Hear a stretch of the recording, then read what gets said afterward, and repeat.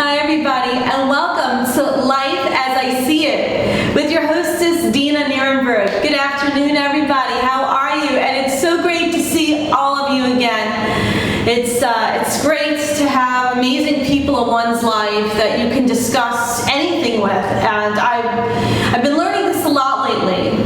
I used to have friends who, we would get together for coffee, for fun, for parties, for whatever, and all they wanted from me was my happiness. I'm naturally bubbly, and when they saw me, all they wanted to hear was good news, happy times, and they didn't really want to hear me talking about anything sad or anything upsetting to me, or if they said or did anything that upset me and had me like bubbling over inside, they didn't want to hear it. But I kept friends like this because, I guess I was under the impression that some friends are better than no friends. I guess I kind of took that idea from high school where I thought, like, if you have 20 friends, it's amazing. It's so much better than like having 2 good ones.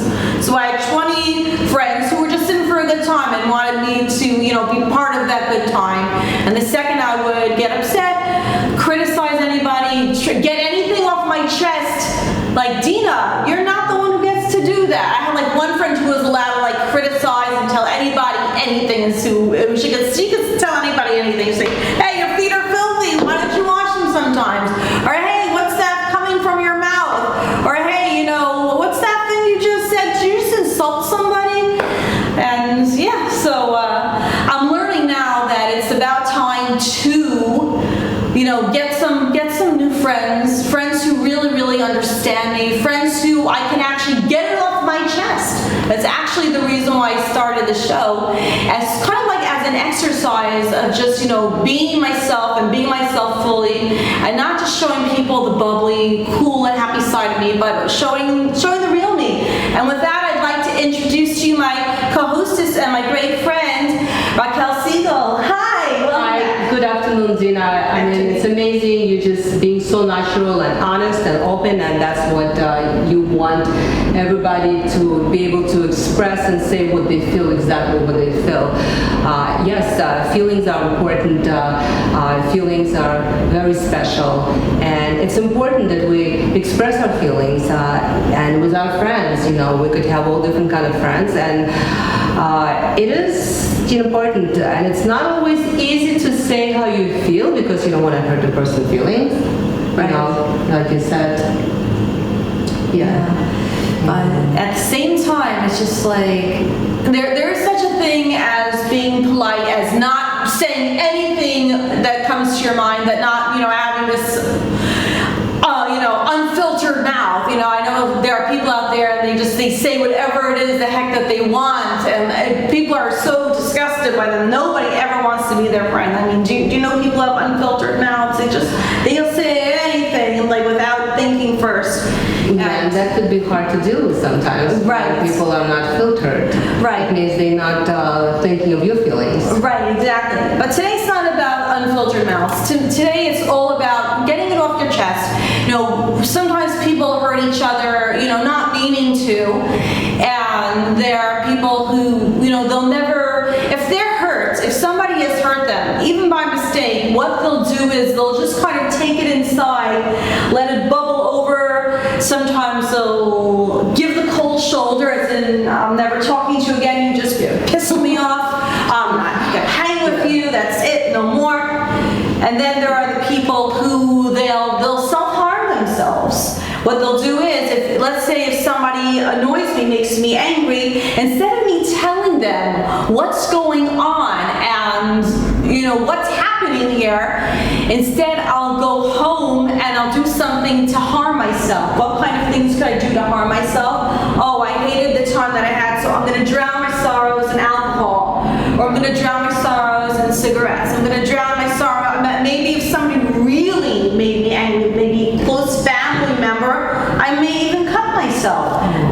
Not for suicidal purposes, but because I'm so angry, should have let it out, should have told the person how I was feeling, didn't tell the person how I was feeling. You want them to understand. So I wanted to be understood, but it didn't happen that way because they're not the type of person I can talk to. So I go home and instead I do something that hurts me and I bubble over inside and I obsess. Obsessing is also another way in which we harm ourselves. I know I spoke about that a lot on my radio show, about people who have OCD.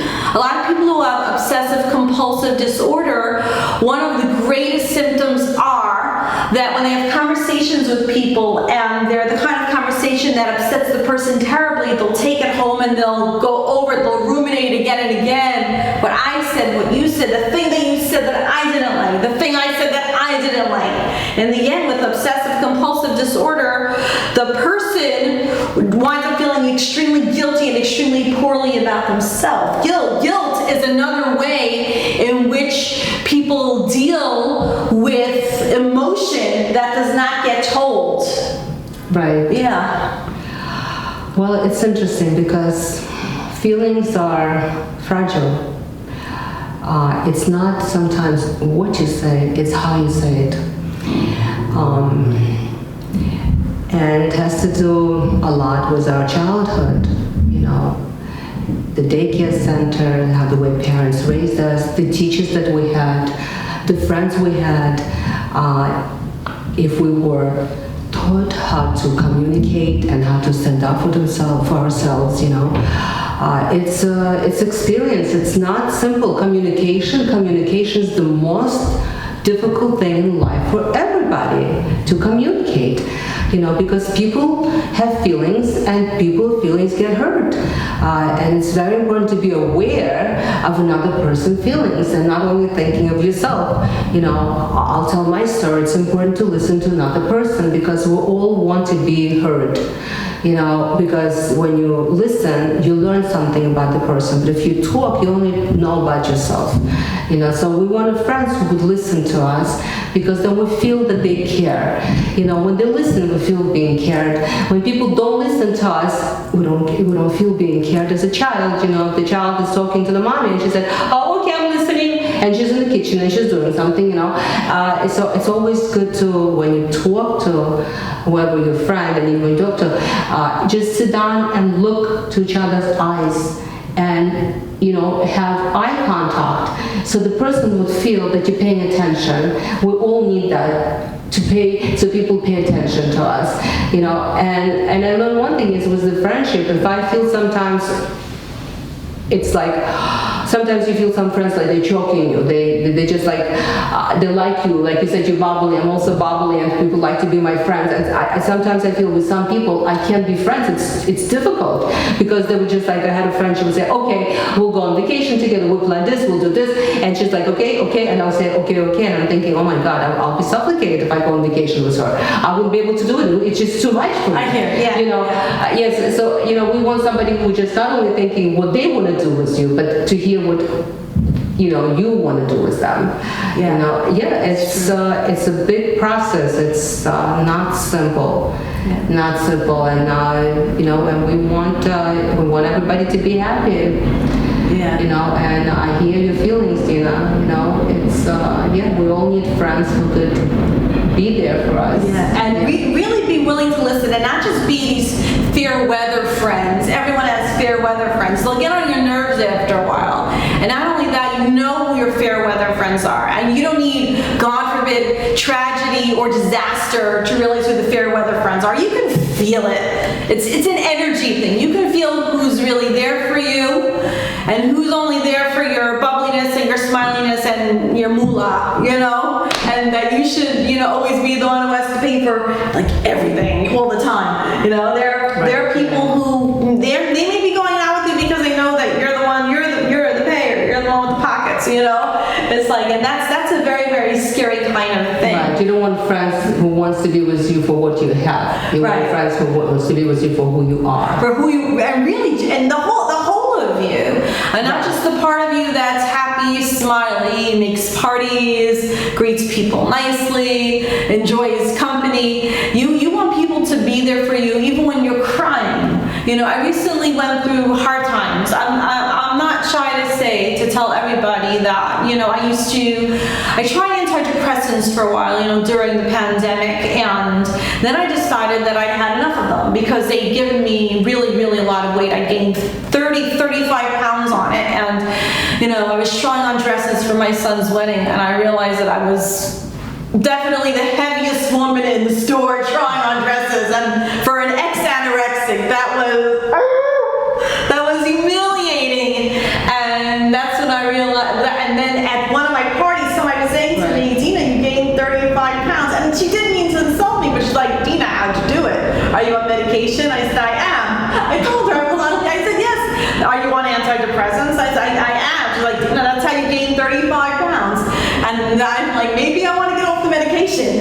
So I did get off the medication, but there's a problem when you get off antidepressants. I'm sorry to interrupt you, but you know what? I think if somebody approach you with that kind of conversation, I think it's okay to say, you know what, we could talk about it later. If you don't want to talk about something, I learned one thing, if I don't want to talk about something, that I don't have to talk about it. I could just say, you know what, let's talk about something else, Well, that's a problem with me, though. If somebody wants to start a conversation with me, I'll just see it through.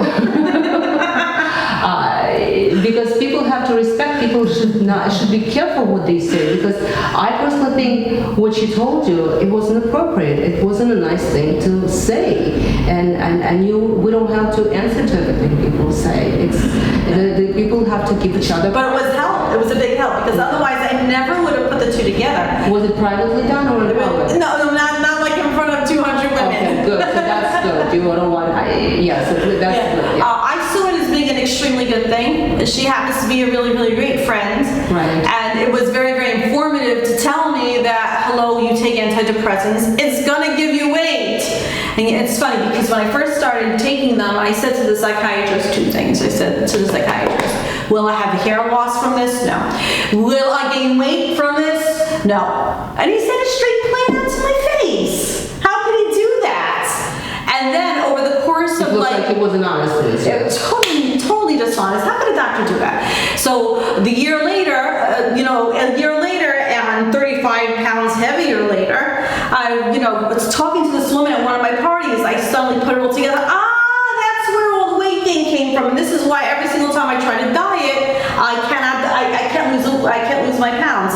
See, in April I decided I'm going to go on a diet. I'm too heavy. That's it. I'm going on a diet. So between April to June, I lost 2 pounds. Tell me how a woman who's on an extremely serious, strict diet only loses 2 pounds. So when this woman said this to me in early June, she's like, well, are you on antidepressants? I'm like, yeah. That's why I decided to get off of them. Right. How long were you on? I've been on it for a little bit over a year, since the beginning of the pandemic kind of thing. Right, but you're doing great right now by doing things on your own. Yeah, so I hadn't weaned my way off of it, but the problem with getting off of antidepressants is that you can't do it in 2 minutes, and it takes the whole month.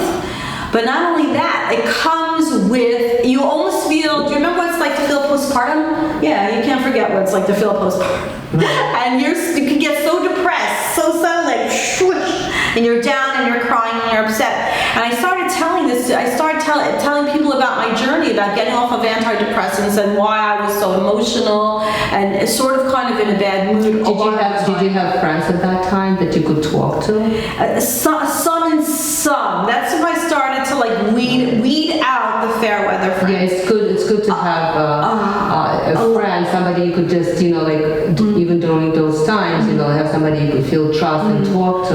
So I just want to tell you, if you ever want to talk, you could call me. Thank you, Rebecca. You could call me in the middle of the night because you need that. Sometimes we need that feeling to be heard. And it's.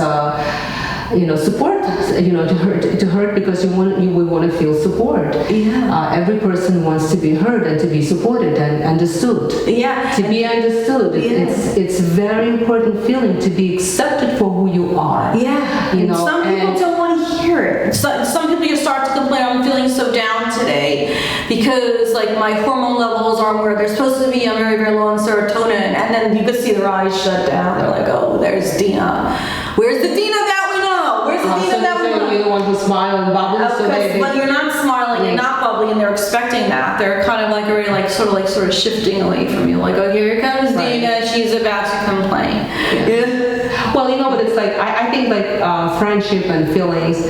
I mean, friendship is like part of growing up. We have friends through the childhood. There's different kind of friends. Then we have friends in high school, and then we have friends in college, and then we get married. We have different kind of friends. And then somebody, like when you have children, somebody has children. Then you kind of you don't plan it, but friends switch because then your children have playtime, and you want to be with somebody who has children the same age. Right. So I guess it's just to be able to, for us to keep on recognizing what kind of friends we need, and it doesn't mean we don't like other people, we like them, but people mature at different levels and have different needs, so we need to kind of sometimes to know when we need to have a little change. But some people are so probably connected because you're very socially active and you're doing so many wonderful things. People get attached and they're just getting energy out of you. And this is something, yes, and this is something like, I guess, for you to recognize and think to yourself, okay, what do I need?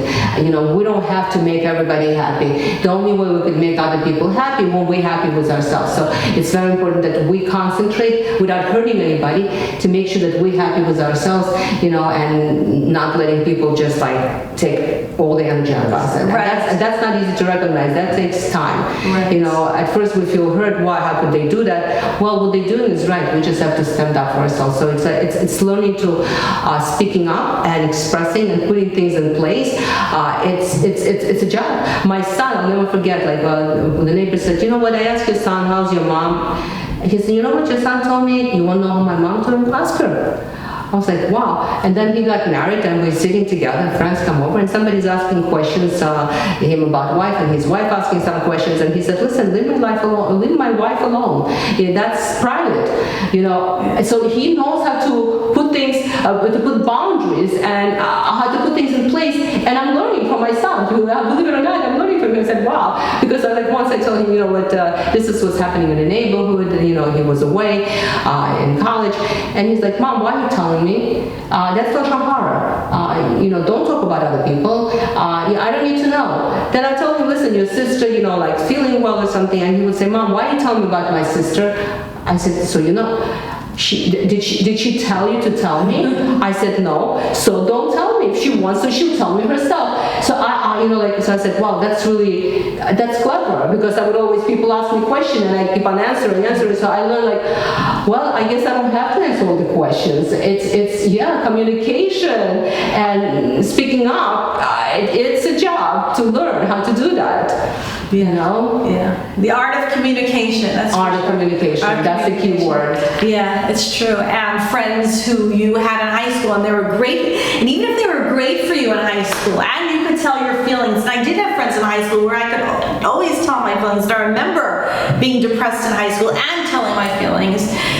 But then you grow up, and sometimes people change. They change as grown-ups, and it's such a scary, scary thing to watch people who in high school you were so close to. Now you're both, you're in your 20s, you're in your 30s, you're in your 40s, and up, and you're just realizing that you've just drifted apart. Sometimes we live in different neighborhoods, we live in different countries. You could live on the same block and have drifted apart. Yes, I lived on the same block as somebody I went to high school with, was close with, but she was she became a very, very jealous woman. I didn't see that in high school, but she just became very, very jealous of me. But it sounds to me like she wasn't happy with herself. That's for sure what it was. That's entirely what it was.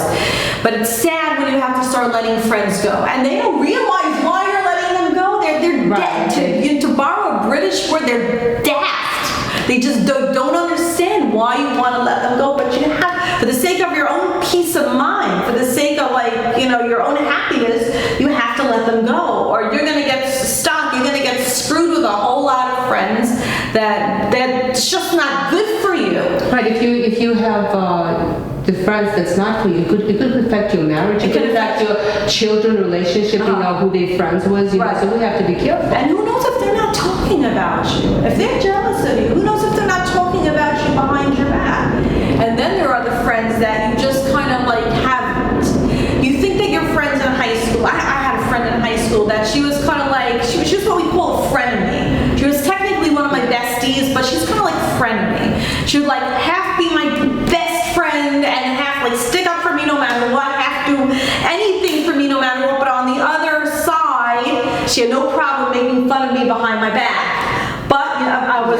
big girl back then, but that hurts. And I never really had it out with her because I never really learned the art of having it out with somebody. Like that's what we're talking about today, and letting it go and saying, hey, how could you talk about me? Well, what are you saying about me? Are we besties or are we enemies?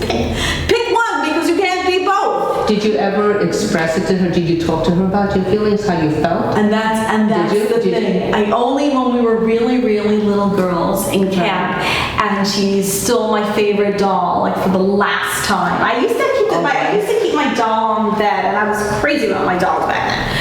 And what she would do was she would just like steal it whenever she wanted to, and of course I would freak out, go absolutely apes. And the last night of camp, she did it for the last time. And I said to her, I just like grabbed her heel. I was 8 years old, and I bit it. I was so mad. Like I didn't even have the words to tell her, hello, Sue, we don't do that. We don't steal dolls. Right, your favorite doll. Instead, I bit her foot, and to this day, I have no regrets about it. Now, when we talk about the art of communication, we're not cave people. You know, but back then, I did not know the art of communication. I did not look her in the eye and say, Sue, we don't steal dolls here. It's robbery. We don't do that. And toys are very, for the child, a toy is like I would say, Dena, you know what, look at this. I love your ring. Can I borrow your ring for a week? Can I borrow your ring? I would be okay with it. How many people do, okay, Dena, I like your necklace. Can I take your ring and a bracelet and necklace? Can I? Not really, no. See, that's a take. A take you can't do. Borrow is good. Right. So what I'm saying is this is exactly how the child feels, like this is exactly what you felt when she stole your doll. Yeah, it was terrible. Yes, that's exactly how you felt. That's how it feels. And you know, we as young children, like it's very important to really, if anything, was to tell her, you know what, you stole my doll. I don't like it. Don't ever do that again. Actually, my son Dena, the one I was talking about before, when he was in kindergarten, he got and he was playing, and one boy called him and he invited him over his house for playtime. Then he said, I'm not coming to you. You took my puppet away in school. I don't want to play with you. You know what? He's born to be able to express himself. Beautiful. So I said, wow. I mean, I would never have guts to say something like this to somebody, but he did. And just listening to him, I said, wow, that is something, as a child. So when we could learn that as children, then it makes it easier as an adult, because even by this day, he's very The younger you learn it, the better off you are. And that's why in a friendship, it's what we say, it's important, and I guess you bit her, and that was my communication. That was my release. It was either bite her heel or bite my heel. I was so mad. I had to bite someone's heel. Let's say if it would happen again, and you already know your communication is still different. What would have you done? What would have you told her? What do you think? Well, first things first, I would have grabbed that doll, and up until like very, very recent times, I would have just like turned my back on her, never spoken to her again, lost her telephone number, dropped her contact, and that's it. And she'd keep, looking to, get in touch with me, and nothing from me. I would not text her back. I would not call her back. Nothing. I would not invite her to my kids' weddings. Right. But to this day, this is how I treat this person. Right. So she really doesn't know that you're upset that she took your doll away. She knows I'm upset. At this point, but she doesn't know exactly what was the cause. She does, right. At this point, she does not. It's actually been kind of like a buildup of things over. Right. It's starting with the doll and leading up to just, her getting jealous of me having other friends besides for her. Right. She always had a problem with that, this particular person. Well, you're a social person, you're lovable, you're bubbly, So I'm entitled to other friends. Yeah. She one time saw me in a restaurant, and this was 12 years ago, and this is like the end of the friendship. And she was so jealous when she saw me with this other friend that she kept going like, and I'm like, you know what? I said to myself, Dena, look away so she won't embarrass you. This is the end of the friendship. And she tried to text me, and she tried to call me, and she tried to invite me to her kids' parties, to her kids' weddings, this and that. Absolutely nothing for me. Even one day she says, Dena, I demand to know what it is I did wrong. And I'm like, I want to just text text her back, Sue, you're a smart girl. Figure out what you did wrong. You're a smart. But no, I've been giving her the cold shoulder now for 12 years straight. And well, you know, if you're not comfortable with her, and I'm not. It's a myriad of things. She has to accept. I mean, it looks like she's forcing herself on you. And that's what I hate. I'm not into and that this is kind of something not comfortable. Like I wouldn't be comfortable. Somebody just, they want to be my friend. They want to be my friend. If they can't get, a hint that with some people you close friends, with some people just say hello and goodbye.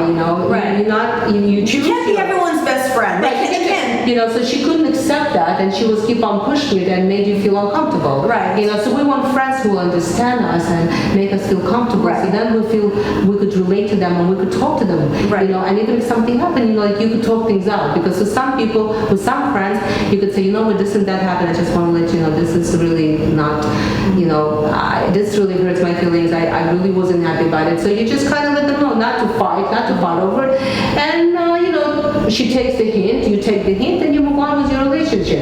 It's being mature. If the maturity level changes, everybody has, and just because somebody's tall and older than you or something, it doesn't mean that maturity level when you learn how to deal with things, Right, yeah. I've had friends who are much, like 15 years younger than me. It's right. Totally, if they're mature and we get along and the energy there is right, it's 100% okay.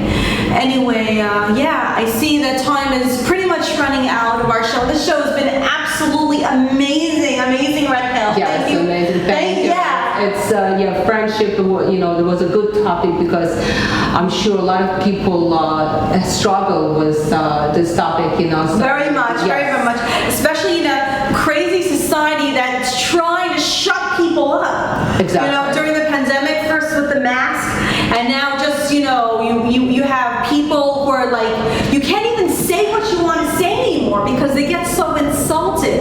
Even like in Brooklyn, there was a point in time if you were Republican, you couldn't even tell people that you were Republican. Nobody wanted to hear about it. Exactly. If you go into certain neighborhoods, I'm a Democrat. I'm a proud Democrat. It's like, but here in Brooklyn, you could be what you want. You could be Republican. You could be Democrat. You could be whatever it is that you need to be. Exactly. And that's freedom of America. Right. And that's really great that you have the show, so people, you kind of sending a message to people. Yeah. Express yourself.